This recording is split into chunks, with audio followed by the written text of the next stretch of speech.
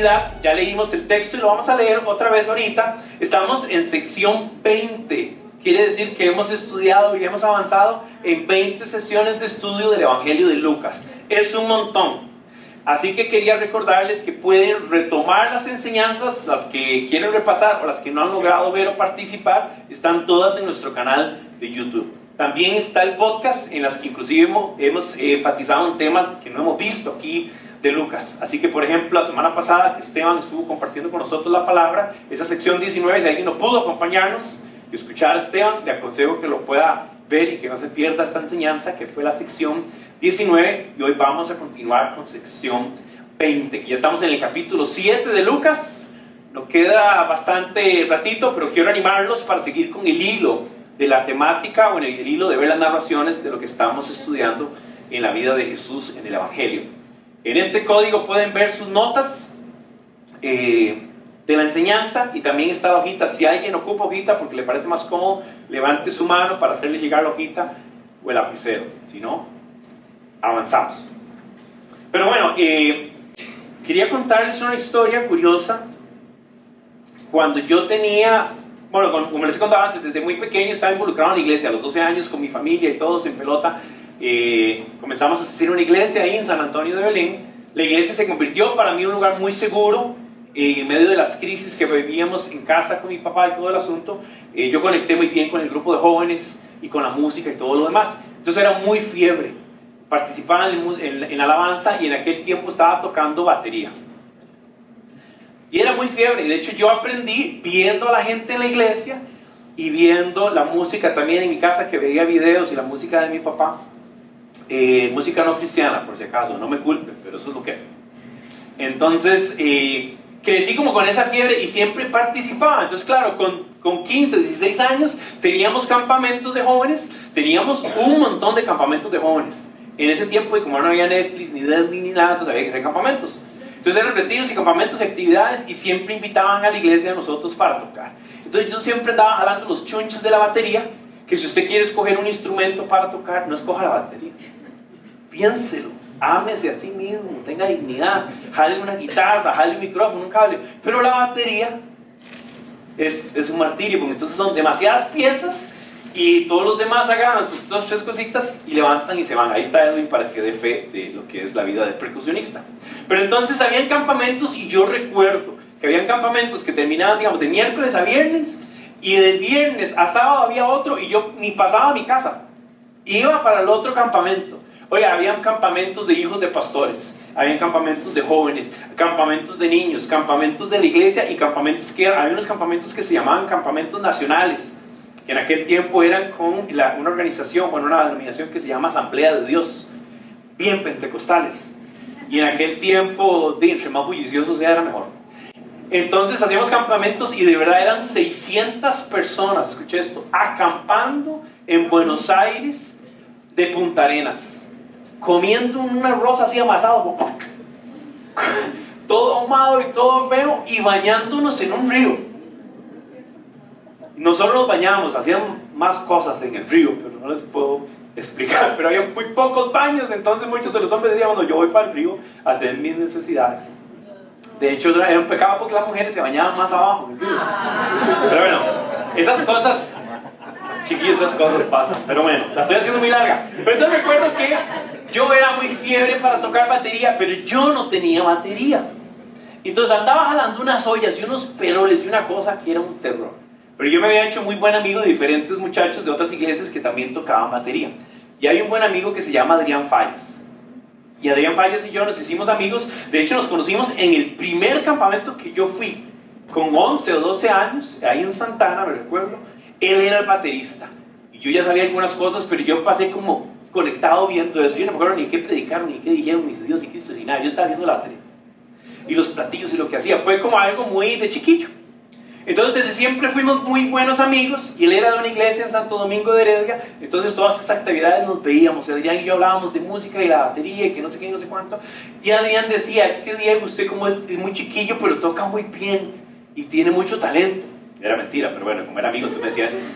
Y entonces fue muy chiva. pasó mucho tiempo de que los dos crecimos juntos y no sé qué y no sé cuánto, pero él sabía que yo siempre andaba jalando unos chunches de las iglesias y todo feos, o sea, baterías que uno, la batería era tan fea que uno tocaba así para que no lo vieran, para que no vieran que era lo que estaba detrás de los...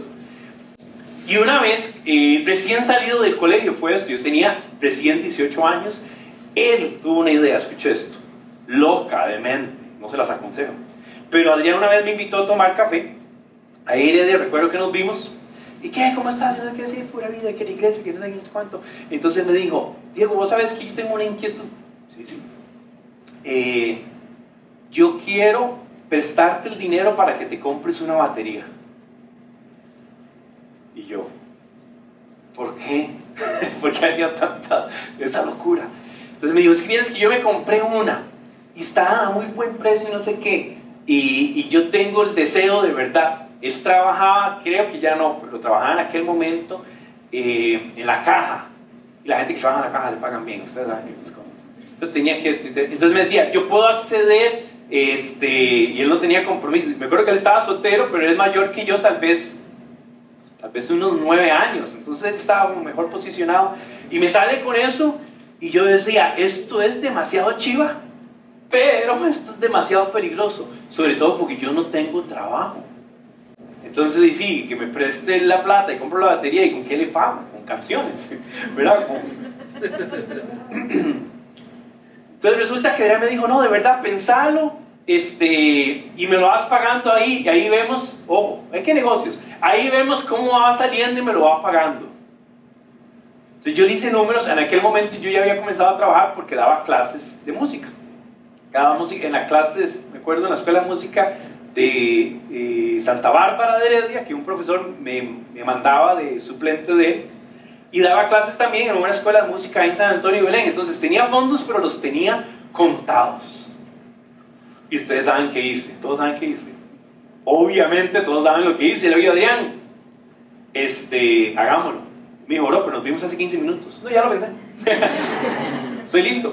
Entonces Adrián fue chivísima, fue demasiado. Entonces Adrián me dijo, paso tal día, a tal hora. Él tenía un pick-up. Son esos días, usted ha tenido un día que usted dice, es que no se me va a olvidar, fue chivísima. Mi amigo pasó, él tenía un pick-up, y fuimos a una tienda de música, que por cierto ya no existe, imagínense. Y fuimos y escogimos la batería, y él me dijo, yo pensé en este presupuesto, me acuerdo lo que era, eran 330,000 colones. Ey, en aquel tiempo no era, ¿verdad? O sea, era fuerte. Y entonces me recuerdo que fuimos y recogimos la batería, yo una contentera increíble, una emoción. Él me dio la factura, me dijo, eso es. Y me recuerdo que inclusive después pasamos a comer y toda la casa. Yo llegué y la armé, hice un altar, no mentira. Entonces la armé, probablemente mami y mi hermana se acuerdan, y la tenía en el cuarto, y mami se acuerda que la tenía en el cuarto, pero cuento todo esto porque esa fue mi primer deuda. Y cuento esta historia, gracias, bro, para introducir el siguiente cosa. De hecho quiero comenzar diciendo, la deuda no es necesariamente mala, no es la mejor idea, escuchen, no es la mejor idea, sobre todo si usted tiene 18 años y no tiene un trabajo estable, pero no le digan eso a Adrián porque Adrián no lo hizo. Pero vieras que chiva, la última vez que fui a hacer el último depósito, duré 2 años y medio pagándole. Hice el último depósito y lo llamé Adrián, hice el último depósito. Estoy demasiado agradecido y además nos seguimos viendo por un montón de tiempo. Él llegó a tocar con mi batería y nos intercambiábamos piezas. Era una cosa, una amistad muy noble y muy chiva. Y cuento todo esto porque ese tema de adquirir una deuda siempre genera una sensación como de uy, qué problema, qué compromiso le debo a esta persona. Pero también qué lindo, sobre todo en este caso, porque fue idea de él. Yo no le pedí esto, ni se me ocurrió la idea. De haber se me ocurrió, lo hubiera dicho antes. Pero él hizo esa oferta.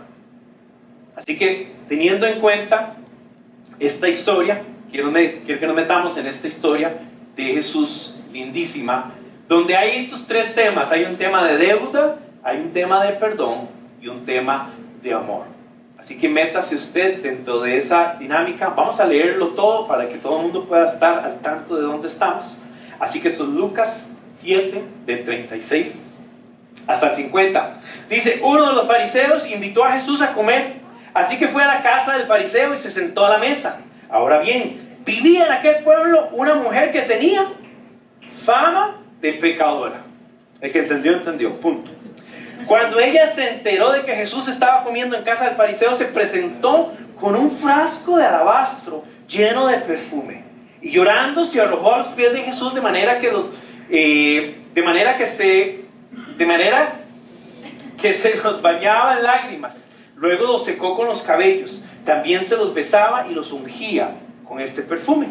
Al ver esto, el fariseo que lo había invitado dijo para sí: si este hombre supiera o fuera profeta, sabría quién lo está tocando y qué clase de mujer es una pecadora. Entonces Jesús dijo de manera de respuesta: Simón, tengo algo que decirte. Dime, maestro, respondió. 2 hombres debían dinero a cierto prestamista. Uno debía 500 monedas de plata y otro debía 50. Como no tenían con qué pagarle, el prestamista perdonó la deuda a los 2. Ahora bien, ojo la pregunta: ¿cuál de los 2 lo amarán más?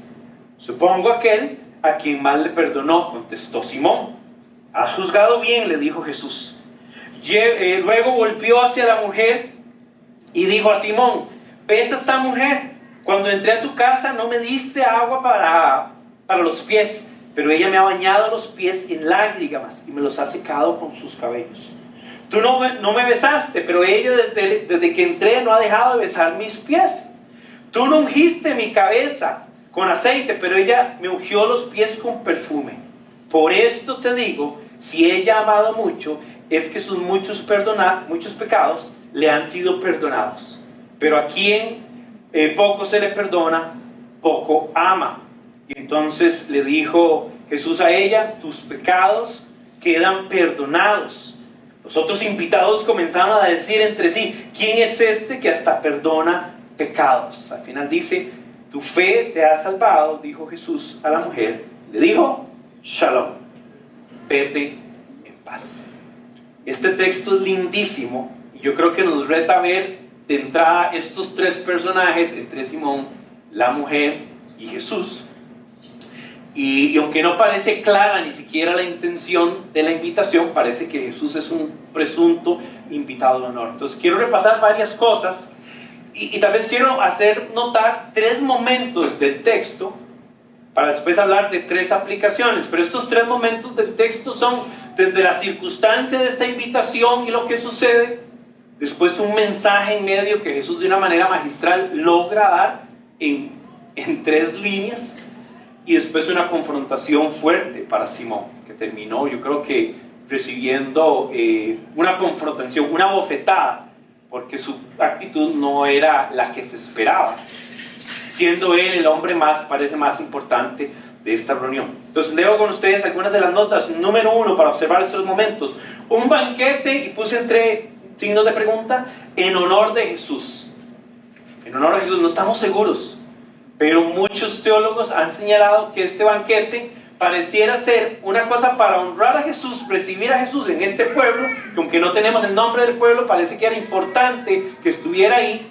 Y este hombre Simón, que note que dice el nombre, cuando en la Biblia aparece el nombre, parece que este era un hombre importante en la región, y además lo identifica con un grupo de fariseos, un grupo religioso. Entonces el pasaje nos presenta una invitación de parte de Simón, el fariseo, a Jesús, que podríamos entender como un reconocimiento especial de que Él está en medio de ellos, y un honor, tanto para Jesús como para Simón, de tenerlo en casa. Esta práctica era común entre la cultura rabínica, donde un maestro invitaba a otro con el propósito de reconocer su autoridad y discutir respecto a la aplicación de la ley. Así que, avancé mucho. Así que quiero ver varias cosas del texto de este primer momento para que lo podamos prestar atención. Número 1, obviamente este personaje, uno de los fariseos, que sabemos que más adelante se identifica con Simón en el versículo 40. Aquí no sale todavía. Esta invitación, como les digo, se presume que era de buena fe, pero cuando uno ve la actitud de Simón, algunos podrían también interpretar, como en otros textos, que pudo haber sido una trampa para ver a Jesús y cuestionarlo, juzgarlo según su enseñanza o sus acciones, que en parte esto llega a pasar. Está el fariseo, está Jesús, pero está también esta mujer con una fama, dice fama de pecadora. Si usted lee entre líneas, fama de pecadora en torno a una mujer, significa muy probablemente que esta era una mujer prostituta del lugar. Una mujer conocida, una mujer de la que se sabía su procedencia, lo cual levanta otras preguntas, ¿verdad? ¿Cómo llegó esta mujer ahí? Pero bueno, estos tres personajes son los que vamos a ver. Y lo que pasa, creo que es más significativo que podemos encontrar aquí, es la actitud de la mujer. La mujer llega donde está Jesús cuando estaba comiendo en la casa del fariseo y se presentó con un frasco de alabastro lleno de perfume. Aquí es importante entender que alabastro es el material del que está hecho la botellita, que es como decir un material o una piedra preciosa, como decir un granito esculpido y hecho. Importante esto, nadie echaba un perfume barato en un jarrito de alabastro, ¿verdad? Si usted compra un perfume caro y fino, se va a dar cuenta que hasta la botellita es particularmente atractiva y bonita. Entonces la lógica que el pasaje nos diga de qué tipo de botellita era, da a entender que este perfume no era un perfume cualquiera, sino probablemente un perfume fino, un perfume caro. Entonces ella llega, ve la actitud, llega llorando y se arrojó a los pies de Jesús, de manera que lo bañaba con lágrimas y luego secó con sus cabellos, y también besó y ungió los pies de Jesús con perfume. O sea, es una escena donde esta mujer está humillada delante de Jesús y reconociendo con varias actitudes que lo que está diciendo es: esta mujer reconoce la autoridad, el poder y de quién es Jesús, supo que estaba ahí y de alguna manera logra colarse en esta invitación o en este banquete. Quiero hablar un poco del banquete, porque la pregunta es ¿cómo entró y todo esto? Bueno, recuerden que las casas judías tenían un patio central. Entonces las casas judías no eran ni tan herméticas ni tan cerradas, porque estaban construidas en ínsulas, que es como que había un patio central de una participación común, que era probablemente un lugar abierto, y habían aposentos en torno a este patio central. O sea, varias familias o un núcleo o un clan de familia podía vivir en torno a este patio central, y entonces a esta mujer se le podía acceder. O sea, era probable que esto sucediera. Mucho o poco, no lo sé, pero sí era probable. Le voy a dar un ejemplo de esto. Cuando Jesús está siendo cuestionado en la casa de Caifás, dice que Juan y Pedro, mientras que Jesús pasaba de un aposento a otro, vieron a Jesús y tuvieron contacto. La razón de que eso es posible es porque es un patio central y hay varios aposentos en torno a ese patio central. Así que algo muy parecido vemos aquí. La mesa de los judíos es una mesa que está al nivel del piso. Y esta idea de sentarse a la mesa, que creo que varias veces le hemos explicado, era un honor sentarse a la mesa con alguien más, porque te hacía a iguales. Te sientas a la mesa con el que consideras digno de honra y digno de sentarte a la mesa, y además te postras. Y la mesa judía, no sé cómo explicar esto, pero ellos tenían la mesa a un lado, probablemente en forma de U, y las personas más importantes se iban a sentar al centro. Ojo con esto. Entonces la probabilidad de quienes están en el centro aquí es muy alta de que sea Jesús a un lado, Simón quien lo invita al otro, y todos los demás hacia los lados. No en una mesa alta como la pintura de la Santa Cena o la Cena del Señor, ¿verdad? Pero una cena al piso, o una mesa, perdón, al piso, lo cual probablemente ellos tienen cojines al piso, y ellos se sientan, se recuestan a la mesa con los pies echados para atrás. ¿Usted se acuerda en los 90s cómo se sentaba usted al piso, sobre todo las mujeres, para jugar jackses? Así. Si los que saben, saben. Y Andy no había nacido todavía. Pero es como los dos pies sentados a un lado y echados para atrás. Lo cual explica que la mujer llega por detrás de Jesús y se inclina y tiene acceso directo a los pies de Jesús. La mujer está al otro lado de la mesa, Jesús la está viendo para atrás, tiene probablemente a Simón al frente y todos los demás están en torno a esa escena, pero no está de frente, sino que está detrás. Que además implicaba un sentido de honra o de humildad, de que viene a los pies de Jesús. El leproso hizo esto y otros hombres hicieron esto, que se postraron cuerpo a tierra delante de Jesús. Y esa es más o menos la imagen que podría describir. Entonces está la invitación, está Simón, está Jesús, probablemente con sus discípulos, aunque no los menciona, parte de esta invitación y parte de esta casa. Esto no era algo extraño, o sea, en la cultura rabínica era bien conocido que un rabí invitara a otro a su casa y si ofreciera un banquete en su honor y además se discutiera de la aplicación de la ley. Esta es la dinámica rabínica de discusión con respecto a ley. De entrada, este evento que irrumpe con la mujer parece que cambia toda la atmósfera de lo que está pasando y al final vemos esto, que lo voy a poner en amarillo, porque es la actitud de este hombre Simón al cuestionar no solo a Jesús, porque él dice, si este hombre fuera profeta, ¿se recuerdan cómo reconocieron a Jesús en los textos de Naín? Lo reconocieron como un profeta. Y aquí ataque dice, si este hombre fuera realmente un profeta, sabía quién lo está tocando, lo cual implicaba impureza de parte de esta mujer, de esta fama cuestionable, esta mujer pecadora. Entonces en el texto podemos ver los personajes, este evento que irrumpe en una reunión, una invitada improvisada, y finalmente la actitud de Simón. Y esta actitud lo que revela es que probablemente su intención era justamente eso, cuestionar, juzgar a Jesús, y finalmente está juzgando a la mujer, que de entrada la reconoce como una mujer con un cuestionable fama. Entonces este es como un primer momento inicial, esto es un primer escenario. Es bueno cuando leemos la Biblia podamos entender el escenario y los elementos que están incluyendo los personajes y lo que sucede. Pero bueno, avanzando un poquito más, quiero ir hacia el 40 para avanzar. ¿Qué es esta reacción que viene? Y este segundo momento es una enseñanza. Y aquí yo lo que quisiera ver es que en esta dinámica de rabí a rabí, Jesús da una cátedra magistral de enseñanza.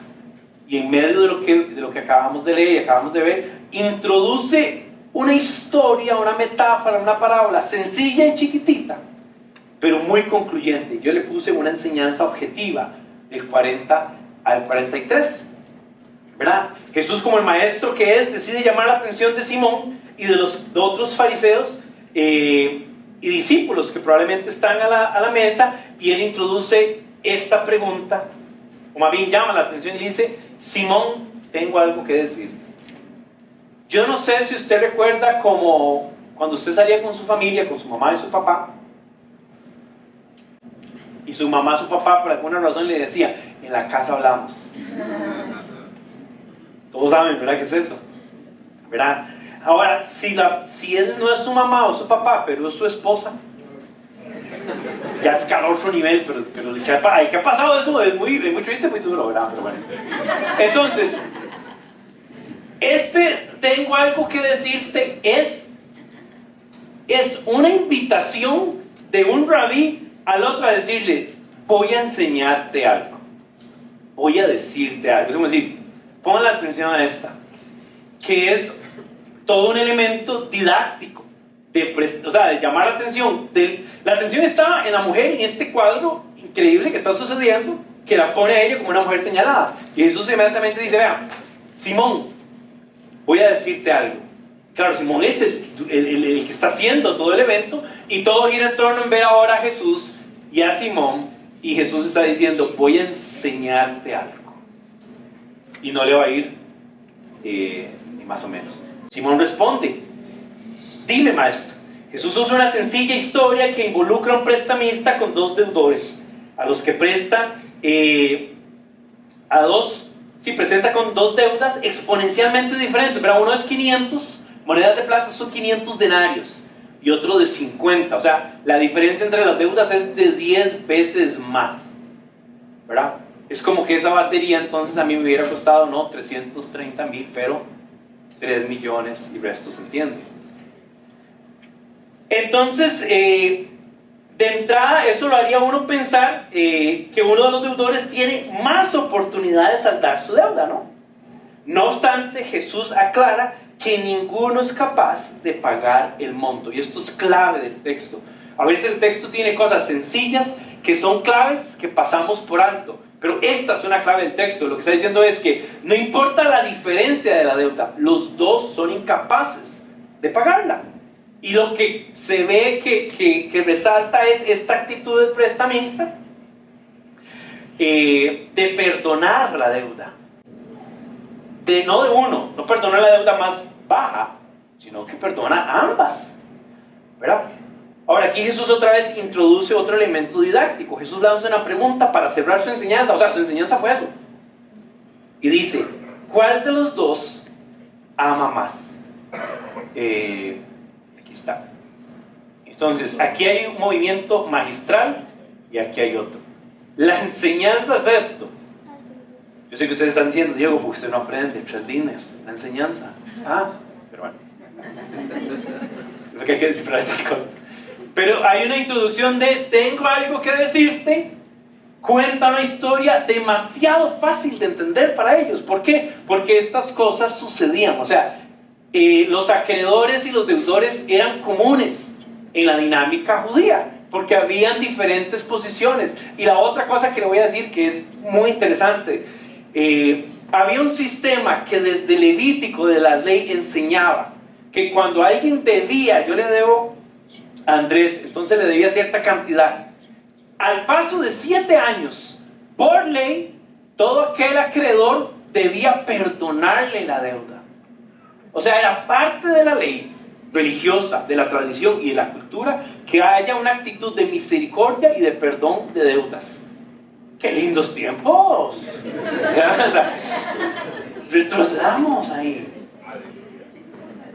Aleluya, sí. Digamos esto porque no está José Pablo, que tiene ligámenes ahí con los bancos, pero bueno, muy triste, vale por él. Entonces, eso estaba implícito, pero no solo eso, había un año especial en los judíos que se llamaba el año del jubileo, que era un ciclo de 7 años de 7, o sea, al año 50 se debían otra vez saldar deudas y liberar a los esclavos y a los sirvientes. Ahora, ojo con esto. Aquí no está, ¿verdad? O sea, aquí no está explícito. Pero implícito dentro de esto, lo que está es que estos a los que él les debía 550 monedas de plata, si no le pagaban, este prestamista puede decirle, genial, venga a lavar mis carros. Que eran caballos, ¿verdad? O sea, no se confundan. Venga a lavar mis caballos. O venga a hacer un oficio. Entonces, ojo con esto porque es clave del pasaje. Si tú tenías una deuda con alguien que no podías pagar, lo usual era que entonces te convirtieras en un siervo de esa persona para retribuir tu deuda con trabajo. Y no era trabajo forzado ni era nada, era parte del trueque. O sea, si no puedo entrar en el intercambio, me ofrezco como tu siervo. Por eso, entonces se perdonaban deudas cada 7 años y también se liberaban esclavos, como una parte de mantener la sensibilidad de la misericordia. Es interesante, uno dice, la ley tiene misericordia. La ley tiene misericordia. Está ahí, está implícita para que el pueblo la entienda. ¿La habían entendido? Tal vez no tanto. Entonces, toda esta temática de deuda, que yo quiero que usted conecte, es deuda, deuda, libertad, esclavitud, está conectado con un tema teológico grande. Y por eso vemos elementos significativos. Todo el éxodo que es el escape de una esclavitud, de una opresión. El pueblo de Israel es experto en ser esclavo, ¿verdad?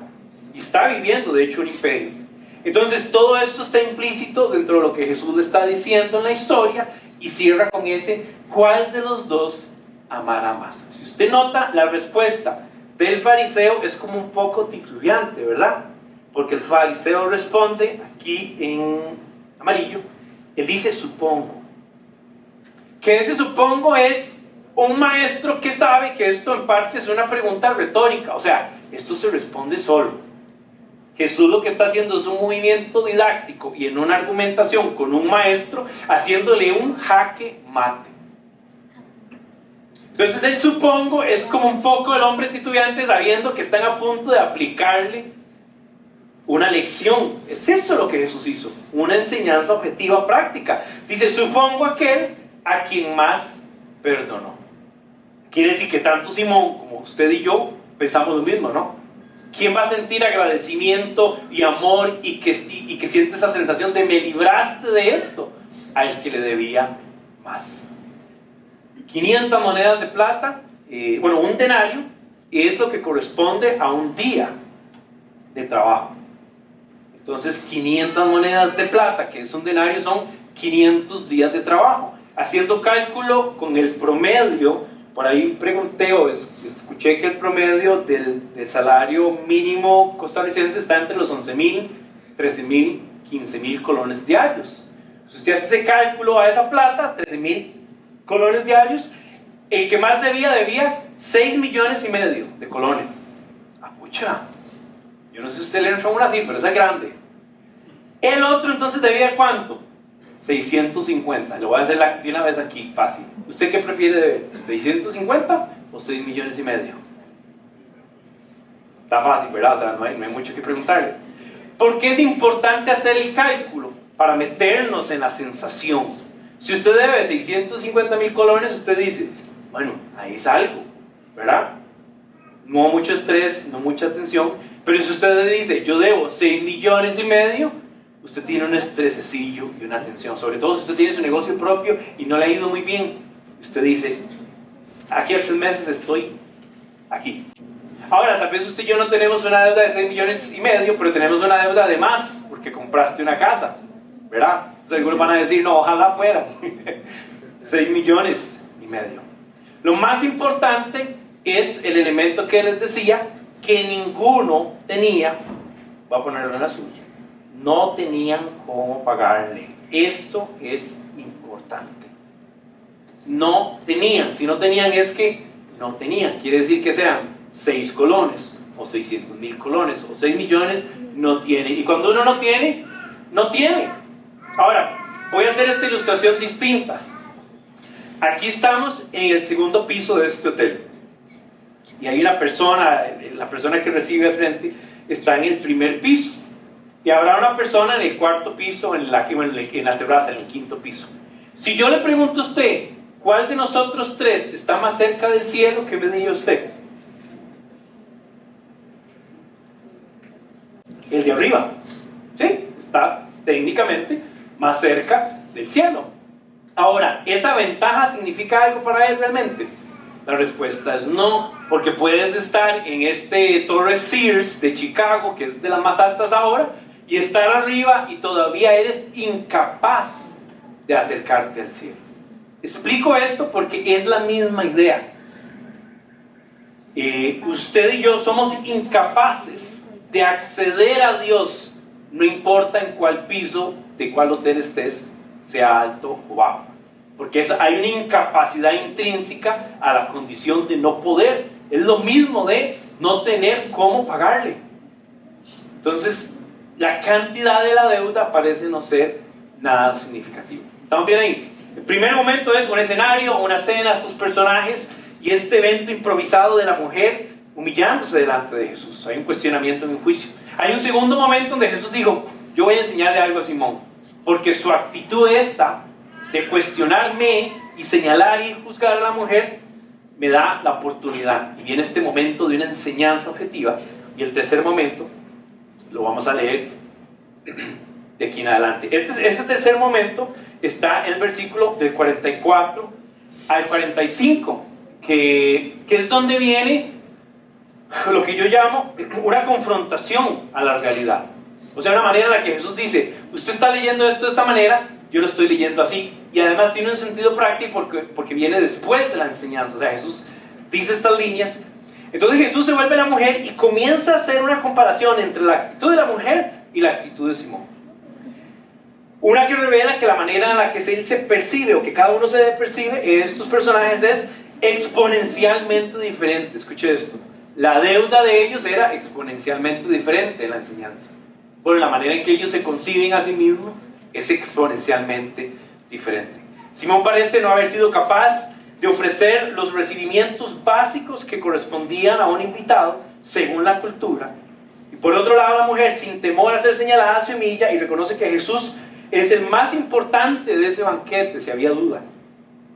Quizás es ese profeta y es el Mesías, el Hijo de Dios. Jesús termina perdonando los pecados de la mujer, lo cual agrava toda la circunstancia, porque entonces todos se escandalizan y dicen: ¿quién es este que hasta perdona pecados? Entonces, esta parte, este tercer momento donde viene esta confrontación, por eso decía que la enseñanza es un jaque mate, porque aquí llega de la enseñanza y la aplica a Simón particularmente, que realmente aplica en general a todos.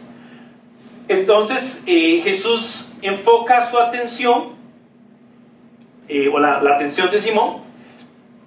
Él dice que volvió a ver a la mujer y dijo a Simón, como que está probablemente de frente y enfoca a la mujer. Todos lo están viendo, la mujer está a este lado, detrás de la mesa. Recuerden que son mesas bajas, entonces esto es un salón donde esto está quedando en escena, en el escenario. Y él comienza a hacer un ir y venir, y en lo que realmente podemos entender como un reproche, porque él comienza en una comparación dura para Simón, lo cual revela, como les decía, si este invitado de honor realmente era de honor, o si Simón nada más tenía un acto de hipocresía para discutir con Jesús, cuestionarlo y señalarle. Y entonces él dice: ¿ves esta mujer? Cuando entré, aquí está la carencia. Cuando entré a tu casa, le estaba señalando. O sea, tú me invitaste, yo vine, yo entré a tu casa y dice: no me diste agua para los pies. Aquí voy explicando algunos aspectos culturales. Los judíos de aquel tiempo caminan mayormente descalzos o con unas sandalias sencillas. Caminan por la piedra, por el polvo, por las cosas húmedas, por las cosas... Ya se imaginó los pies de esos hombres. Eran así. ¿Sí? Sin corta uñas, sin cremita, sin piedra pome, sin los aparatitos. Yo he visto que las mujeres tienen aparatitos. No le digan a nadie, pero bueno, tiene uno ahí que... ¿qué está haciendo? ¿Qué está haciendo? No sé qué. Y le deja la piel y se pone cremas y pone cosas. Y bueno, ve mis pies y dice: Diego, usted debería echarse algo ahí. ¿Yo qué? También. Pero imagínense los pies de estos hombres. Entonces, cuando yo invitaba a alguien a mi casa, lo primero que yo hacía para recibirte es, probablemente no el dueño de la casa, pero un señor, un sirviente, iba a los pies para limpiarlos. ¿Se acuerdan lo que Jesús hace con sus discípulos en la última cena? Jesús hace de limpiar los pies de todos, porque ellos venían a la última cena del jueves por la noche de esa Pascua. Quiere decir que Jesús se pone como el más humilde. Y lo que Jesús está diciendo es: tú no me recibiste ni con la mínima apreciación cultural que se espera. O sea, esto no era que me lo hicieran bombos y platillos. No hubo alguien en tu casa que me limpiara los pies. Y Simón está. Y todos los invitados, con los chips, ¿verdad? Porque estaban comiendo. Pero él aprueba a la mujer y dice: pero ella, aquí viene esa comparación, me ha bañado los pies con lágrimas y me los ha secado con los cabellos. Entonces, hay una tensión donde dice: tú faltas a lo mínimo culturalmente correspondiente. Y esta mujer que no es invitada, que está señalando que es impura, que es pecadora, lo hizo, pero no lo hizo con agua. Lo hizo con sus lágrimas, secando además con sus cabellos. Y él va a hacer esto una vez más, un par de veces más. Dice: tú no me besaste. Que aquí hay que entender que en la cultura judía los hombres se besan en el cachete, como cuando usted besaba a su papá o besa a su papá. Pero ella, viene la contraparte, ella desde que entré no ha dejado de besarme los pies. Qué duro Jerry, ¿verdad? Las lágrimas los está limpiando, está besando sus pies. Después vuelve y dice: tú no me ungiste la cabeza con aceite. Que hay una cosa lindísima de este pasaje. Pero ella me ungió los pies con perfume. ¿Con cuál perfume? Con el de la botellita de alabastro. Y aquí hay un dato interesante. Ellos tenían, por cierto, extracto también de la oliva, del extracto más puro, más inicial de la oliva, tenían esencias. Entonces, esta esencia era parte de esta dinámica cultural donde cuando alguien llegaba a la casa, entonces, lo saludaban de beso, le lavaban los pies. De hecho, habían otras prácticas que incluían un trago de vino amargo y otro de vino dulce, que decía, aprecio, el vino amargo era, aprecio todo lo que pasaste para llegar aquí. Y el vino dulce era, ahora quiero que pasemos un buen momento. Eso es parte de la dinámica cultural. Pero también, como ellos no tenían Rexona, que nunca te abandona, y todos los demás cosas, entonces ellos tenían un perfume. Entonces decía, bienvenido Diego, qué dicha que vino. Entonces decía, qué dicha que vino. Y qué dicha que vino es, voy a ponerle un perfumito aquí, ve, porque nos vamos a sentar a comer. Y usted viene como sudadito, como, ya, ¿entiende? Entonces lo que está diciendo Jesús, no me ungiste o no me pusiste el aceite, lo que está diciendo es, del aceite esencial ahí, básico, no me ungiste, que era parte de mantener una cuestión de una mesa bien. ¿Sí me estoy dando a entender con eso? Y después señala, la mujer más bien, no me ungiste la cabeza, y la mujer más bien me ungió los pies, y no con el perfume de extracto de oliva, que es como el que todo, como no sé, como la colioncita de esa Menem de bebés, que es como Menem pató. Pero ya usted se va para su boda o algo así, entonces se pone yo no sé qué se pone, pero bueno, lo que se pone. Entonces lo que está diciendo esta mujer trajo un perfume caro para ungirme los pies. Lo que está haciendo Jesús con esto, aparte de destrozar a Simón, dice, por eso digo que si he llamado mucho, esta es la enseñanza que conecta con esta es la aplicación que conecta con la enseñanza de la historia. Es porque sus muchos pecados han sido perdonados. Pero quien poco se le perdona, poco ama. Definitivamente vemos a una mujer que sabe que su condición es señalable, es de juicio. Ella sabe que tiene esta mala fama. Y Simón hace un banquete con dudosas intenciones con respecto a Jesús. No sabemos si en su honor, no sabemos si como una trampa. Finalmente se evidencia que la actitud de Simón fue menos de lo que se esperaba de cualquier interacción cultural. Y la mujer, siendo esta mujer pecadora, no tiene ningún problema en humillarse delante de Jesús y estar con él. Este frasco de alabastro es significativo. Hay gente que hace varias aplicaciones de esto. Hay gente que ha explicado que, recuerden que cuando había un matrimonio que eran arreglados en la cultura judía, había un dote, había un intercambio de dinero, que prácticamente se pagaba por arreglar un matrimonio. Los papás arreglaban esto. Y una de las prácticas era que el papá, esto es muy interesante, el papá le daba a la mujer un perfume fino para que esta mujer en su noche de boda lo usara con su esposo. O sea, era este perfume caro que implicaba el alabastro para que lo usara. ¿Cuál es significativo? En este caso no podemos aseverar si era ese el caso, pero sí parece extraño un perfume que ella conservó y que tenía en este frasco tan caro. La otra cosa que voy a mencionar muy rápido, porque no quiero enfatizar demasiado en esto, pero la idea de que una mujer en aquel tiempo se suelte el cabello al frente de un montón de hombres y que está besando los pies de Jesús y que está a los pies de Jesús, tiene un tono también particular.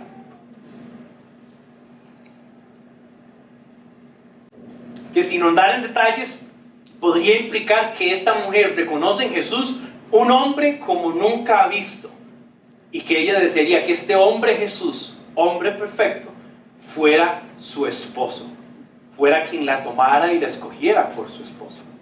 Digo esto por eso digo con cuidado, porque esto no es clave en la interpretación del texto, solo es un elemento cultural que es llamativo.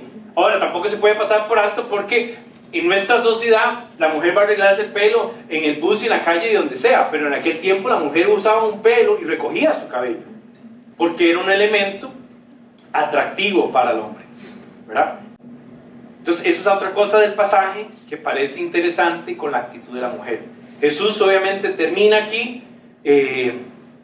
perdonando los pecados de esta mujer, lo cual habla de la autoridad de Jesús, lo que habla del carácter divino de Jesús, lo cual termina siendo también una cuestión que ellos cuestionan y dice, ¿quién es este que perdona pecados? Y él enfatiza también tu fe te ha salvado. Y le dice, vete en paz. O sea, que el juicio de esta gente, que el señalamiento, que la vergüenza, queda libre. ¿Están conmigo ahí en el relato? Está completo. 3 momentos. Una cena, presuntamente en honor a Jesús, cuestionable con la actitud de Simón. Después una enseñanza categórica en 3 líneas, con una introducción de escúchame lo que voy a decir. Y después una pregunta retórica. Y finalmente una aplicación donde confronta a Simón en su casa, delante de sus fariseos, de sus amigos y los discípulos ahí, y todos salieron impresionados de la autoridad de Jesús. Un Jesús diciendo, yo tengo la autoridad para perdonar pecados. ¿Que no adivina qué significa perdonar pecados? Es perdonar una deuda. Y lo que está diciendo en fondo, interpretando un poco esto, es que nadie puede acercarse a Dios obviando tener una deuda. Desde la posición fariseica, lo que ellos creían era que sus prácticas y su observancia de la ley los ponía en una categoría donde entonces no había ninguna deuda, no había nada que los comprometía con respecto a la exigencia de la ley. Y Jesús más bien aquí está diciendo es, no importa si crees tener una deuda pequeña o tener una deuda grande, delante de Dios nadie la puede saldar. Con esto quiero que vayamos entonces a las aplicaciones. En las aplicaciones quise jugar un poco con estas 3 palabras que les decía: la deuda, el perdón y el amor. Y quiero desarrollar un poquito el tema de esta deuda porque tiene un contenido teológico importante, que es el que quisiera que nos llevemos hoy, y de ahí salgan las otras aplicaciones. Quiero leer para ustedes bien rápido, están sus notas, Romanos 3, 23, 26. Este es un texto bien conocido, ¿verdad? Por cuanto todos pecaron, están destituidos. Yo vi en algunas versiones y encontré esta versión, la Nueva Biblia Viva, que esta es una versión de lo que llaman de carácter dinámico, o sea que no tiene una traducción palabra por palabra, sino que pretende enfocar ya en la interpretación. Algunos le llaman también paráfrasis. Pero me gustó porque vean cómo pone el texto, dice: es así porque todos hemos pecado y no tenemos derecho de gozar de la gloria de Dios. Pero Dios, por su gran amor, ojo, gratuitamente nos declara inocentes, porque Jesucristo pagó todas nuestras deudas. Dios ofreció a Jesucristo como sacrificio por nuestros pecados. Cuando creemos esto, Dios nos perdona todos nuestros pecados pasados, pues nos tiene paciencia. De esta manera da a conocer su justicia y muestra que Él es justo y que nos hace justos por tener fe en Jesucristo. Si usted lo nota, hace que el texto se vea un poco más largo, pero sintetiza algunas cosas, sobre todo este tema de que Cristo pagó la deuda, saldó la deuda. Y esa es la sensación que debemos tener cuando entendemos la idea de fui perdonado. Cuando decimos fui perdonado es que alguien pagó mi deuda delante de Dios. Yo estaba totalmente en quiebra, rota, y la deuda delante de Dios es gigante. Yo no sé la suya. La mía es gigante, abrumadora, me da pena, me da dolor. No podría hablarles de mi deuda. Yo soy peor que esa mujer y los reconozco.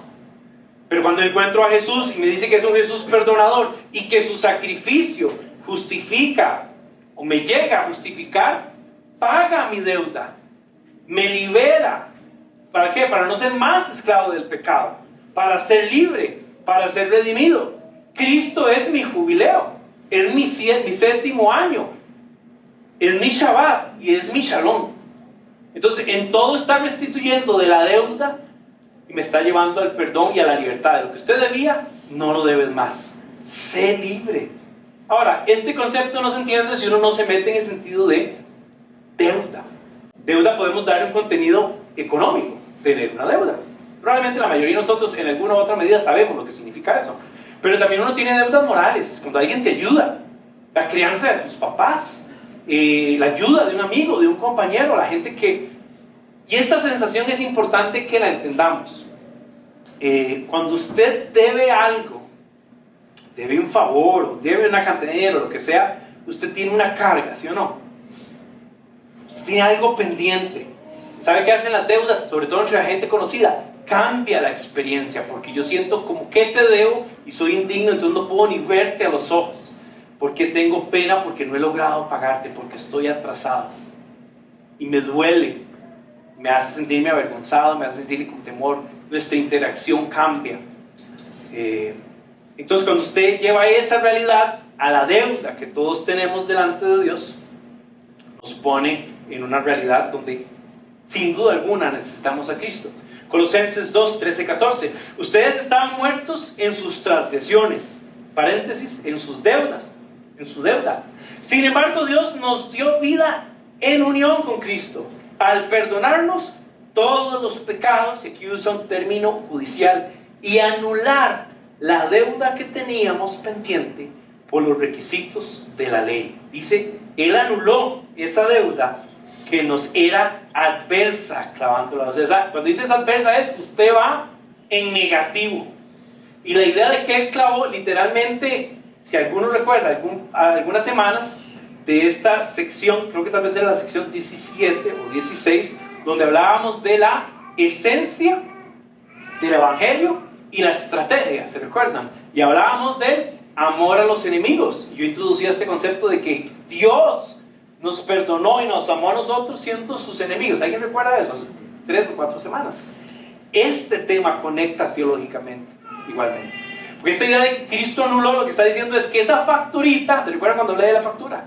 Esa facturita de todas las indecencias que usted y yo pensamos, hacemos y sentimos, Jesús la agarró y la anuló y la clavó en la cruz.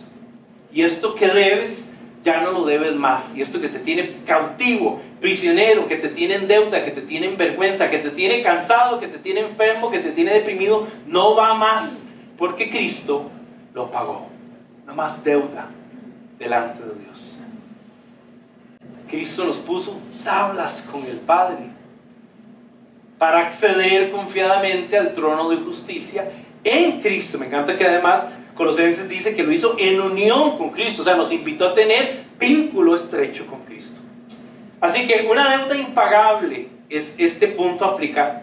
Esta deuda impagable es la condición del pecado que define a toda la humanidad, no a algunos, ojo, a todos.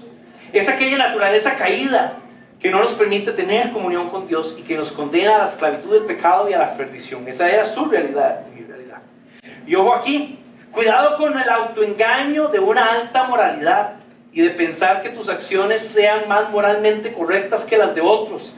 Eso no significa que no necesites perdón y justificación.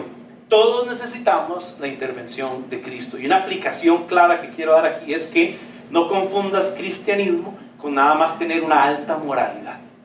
Porque si tienes una alta moralidad y te comportas mejor que los otros, porque has tenido ciertas ventajas o lo que sea, entonces dice, es que aquel pecador, aquella pecadora, porque además el ser humano hace algo terriblemente injusto, y es que siempre te comparas con lo peor para exaltar y decir, ves, es que yo sí soy bueno, yo sí soy digno, porque yo sí me preparé, porque yo sí me estudié, entonces yo tengo este futuro. Pero ese otro pobre diablo, vea qué pecado, vea qué tristeza. Oremos. Qué oración más hipócrita. Después de haberme puesto yo en una posición de yo soy más inteligente, más prudente, más sabio. Y si lo eres, no es por la misericordia de Dios, no es por la gracia de Dios. Y yo hago este hincapié porque hay una tensión, una sensación dentro de la dinámica de iglesia donde de verdad pensamos que nosotros somos mejores porque somos iglesia que los que están allá afuera. Y lo que Jesús dice, no, saben toque. No importa si eran 500 o 50 denarios, los de afuera y los de adentro debían. Y Cristo pagó. Así que esa jactancia de que tus acciones te ponen por sobre otros es un trapo de inmundicia, dice Isaías. Tus acciones de justicia, de yo soy mejor, de mi moralidad más alta, es vergonzoso. Es un ridículo. Es como cuando un adulto, no sé si usted ha visto niños que están teniendo una actitud, queriendo tener una actitud buena, pero igual la tienen mala. Cuando uno como un adulto ve eso, uno se ríe, dice la inocencia del niño, ¿verdad? Imagínense cómo ve Dios la actitud suya pretenciosa de ser mejor que tal o cual. Y es algo que en nuestra comunidad no puede pasar, no debe pasar. Nuestra comunidad es una comunidad donde todos debíamos, yo no sé cuánto. Yo le puedo decir que su pastor debía, pero en paleta. Pero hasta para rifar y pedir prestado y compartir a otro pedazo con mi deuda. Y yo sé que la gracia de Cristo me alcanzó para decir, eres libre. No vivas con la vergüenza del pecado y el señalamiento. De la mano de eso, ¿alguna vez has considerado saldar la deuda con Dios con tus propios méritos? Inténtelo, no sé, de una hora, para que no se canse. Inténtelo 2 o 3 días, a ver cómo le va. Todo intento de saldar una cuenta con Dios por mérito se llama religiosidad. Y la religiosidad no salva, ni libera, ni paga deudas. ¿Sabe qué hace la religiosidad? Agrava la deuda, porque piensas en un autoengaño que estás haciendo algo digno. Y no, es solo tu esfuerzo. Tu esfuerzo de salvarte resiste el acto de Cristo redentivo. Me encanta ese tema porque cuando uno salda una deuda, uno redime una deuda. ¿Sí me explico? Si usted estaba, bueno, les contaba volviendo al inicio, cuando yo pagué la última cuota de la batería, yo iba a redimir la deuda y saldarla y liquidarla. Se acabó. Y yo llamé a mi amigo Adrián y dije, Adrián, ya la pagué. Estoy contento, estoy agradecido que Dios proveyó, pero estoy agradecido que me prestaste. Yo redimí la deuda. Chivísima, Jesús redime nuestras vidas, nuestras deudas, las liquida para siempre. Y ese es el primer punto de aplicación. Quiero moverme bien rápido al segundo punto de aplicación que tiene que ver con ese regalo del perdón. Y recuerden que conecta con esta enseñanza que les decía. El regalo más grande será reconocer que alguien te ofrece exactamente lo que necesitas, ojo aquí, y no lo que quieres, o peor aún, lo que crees merecer. La iglesia no es para que usted diga, yo merezco. El perdón de los pecados que Jesús ofrece es el regalo más valioso que puedes recibir. No pierdas la oportunidad de aferrarte, de agarrarte a su gracia y su generosidad. Si Jesús nos salva y paga nuestras deudas, quiere decir que es una expresión de que es dador, de que es generoso. Que el perdón de Jesús inquiete y avive una fe humilde, pero definida. En Él recibimos todo lo que necesitamos. Y aquí hay una cosa importante. Está el regalo que quiero recibir, el que deseé y hasta el que quiero ganarme. Y este regalo no es ese. Este regalo es el regalo que ni sabías que ibas a poder recibir en Cristo y que además es más valioso que cualquier cosa que pudieras cuantificar.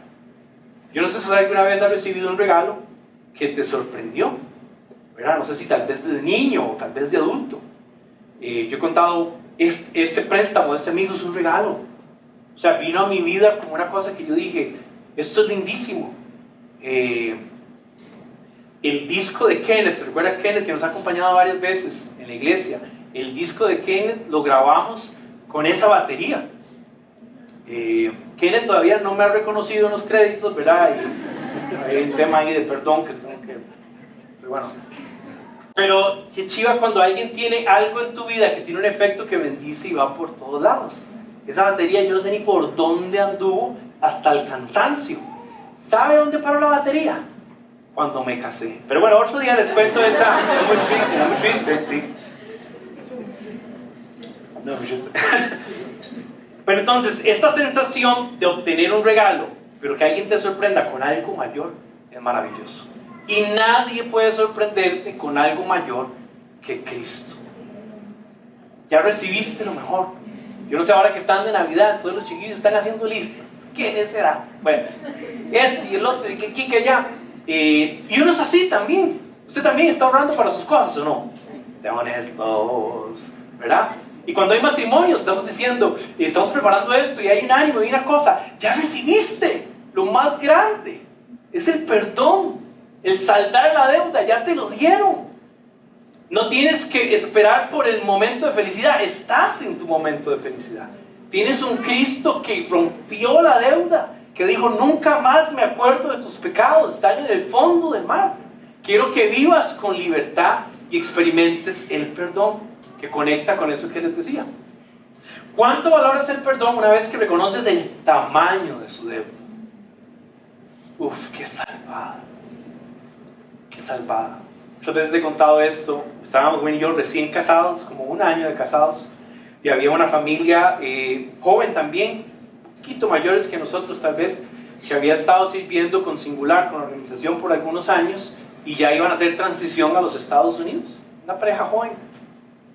Y recuerdo que estábamos en una reunión del equipo, no sé qué, salimos de la reunión del equipo, y se acerca Jason y Erin para hablar con Gwen conmigo. Nosotros en ese momento vivíamos en el campus. Y Jason dijo, mirad, bueno, como sabes, nosotros vamos saliendo el otro mes y no sé qué, y estábamos vendiendo algunas cosas, y mientras vendíamos algunas cosas y todo, pensábamos a quiénes podíamos bendecir, y Dios nos inquietó a que te regaláramos nuestro carro. ¡Wow! ¿Qué? Yo le dije, yo no sé manejar, pero las agarré. Pero ahorita resuelvo eso, espérense. ¿Cómo es? Oye, ¿el marchamo está pago? No, tía. Y Jason y Erin nos detuvieron en un, no sé si a usted le pasa, tienes que recordar algo así para que tenga valor. Como que todo se enfría y usted dice, esto es sorpresivo. Otra vez, yo no lo pedí. Gwen no lo pidió. Vino como un regalo de gracia, de misericordia. Yo era como, ¿por qué? Ahora, eso es un regalillo, pero esta deuda es gigante. Disfruta de sentirte perdonado. La deuda más grande alguien ya la quitó completamente.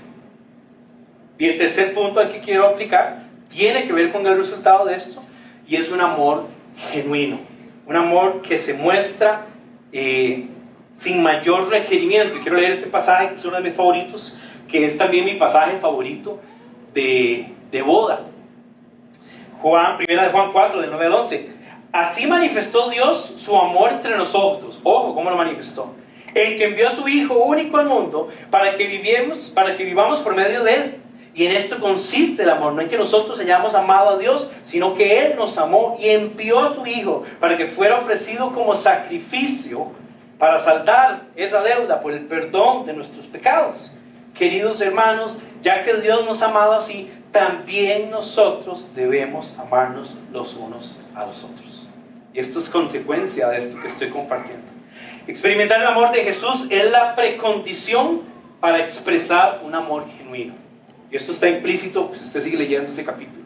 Lo que está diciendo es, ¿cómo puede alguien decir amar si no conoce el amor y la expresión, o si no ha sido transformado en la realidad del amor? Cuando usted, un no creyente, aquí voy con los jóvenes, ¿dónde están los jóvenes que los trajeron? Qué lindos, una belleza, un aplauso para los jóvenes. Uno, listo, no era un solo. Entonces, cuando llega el no creyente, demoníaco y diabólico, no, mentira. No, cuando llega el no creyente, le dice, es que yo te amo, pero ese no creyente no conoce el amor de Dios, no ha experimentado el pago de la deuda, el perdón de Dios. Ese amor yo no sé si sea tan genuino. ¿Sí me estoy dando a entender? Porque sentir en nuestra vida, recibir el amor de Dios, esa experiencia del amor de Dios es una precondición, un prerequisito para entonces manifestar algo similar. No creo como que es que nosotros somos maravillosos en expresar ese amor, pero teniendo una realidad nueva, porque me siento perdonado y amado, Él me capacita para ese amor. Jesús saldó una cuenta imposible de pagar que nos faculta para sentirnos amados. Número uno, ¿usted se siente amado? Ojo con la pregunta, porque tal vez podríamos responder rápido. Claro, no, yo me siento amado. No, te sientes amado. Me siento seguro, me siento segura.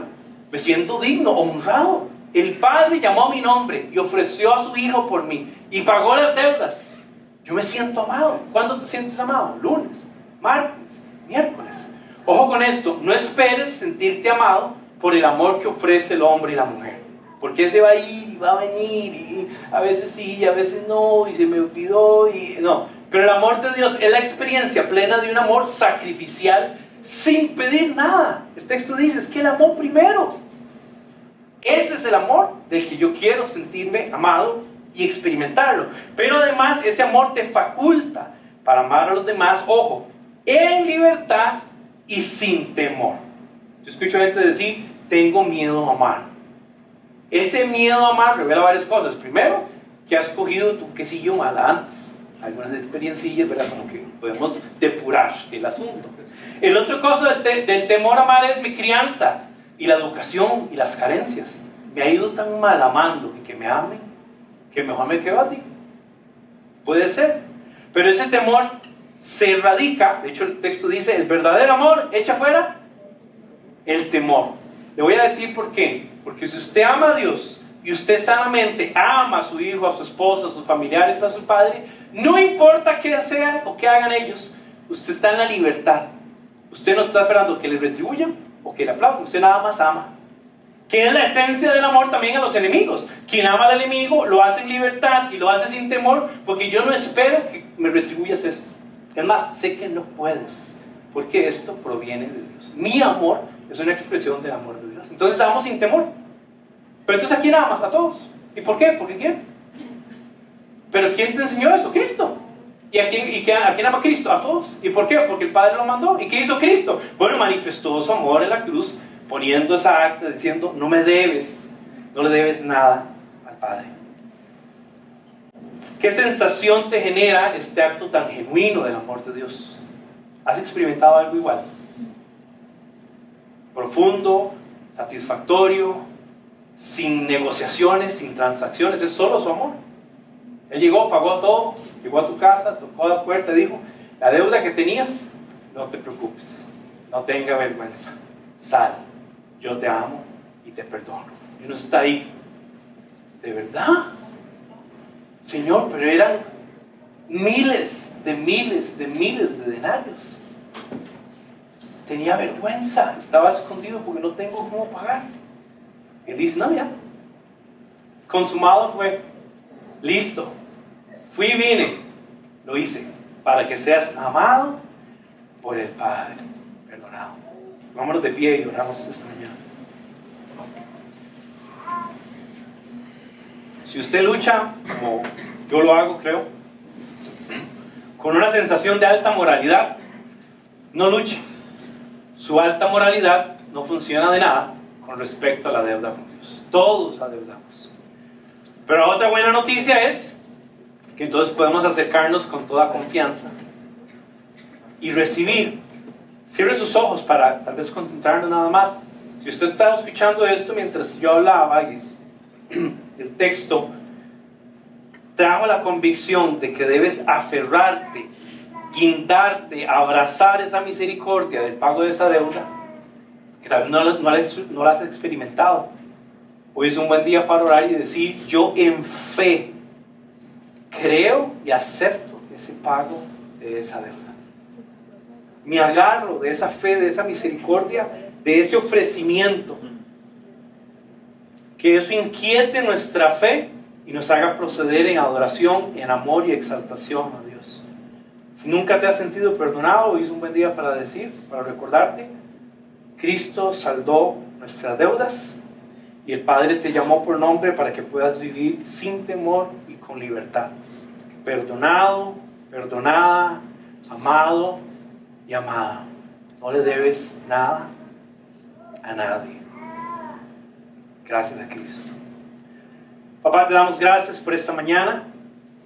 Te reconocemos soberano, todopoderoso en medio de nosotros, dador de la vida, dueño de todas las cosas, que aún nos regalaste la vida y la salud y la experiencia de la vida, y aún eso te pertenece, te pertenecemos.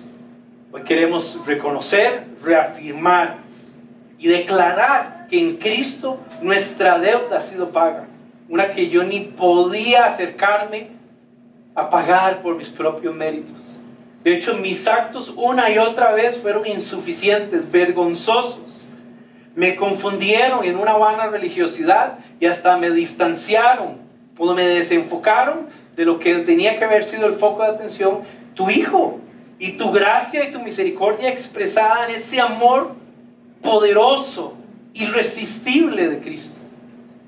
Y hoy podemos descansar en Cristo, por sus méritos, en Él y por Él, ser redimidos de esa deuda, ser liberados de la esclavitud de un servicio al pecado, más bien vivir con la libertad de sentirnos amados y la libertad de amar, sin el señalamiento de los religiosos o del entorno de los que estaban cerca, pero con la confianza de que hemos sido aceptos por el Padre.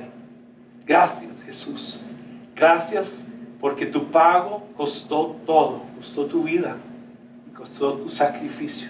Así que no lo quiero tomar ni en vano, ni lo quiero resistir, ni lo quiero menospreciar.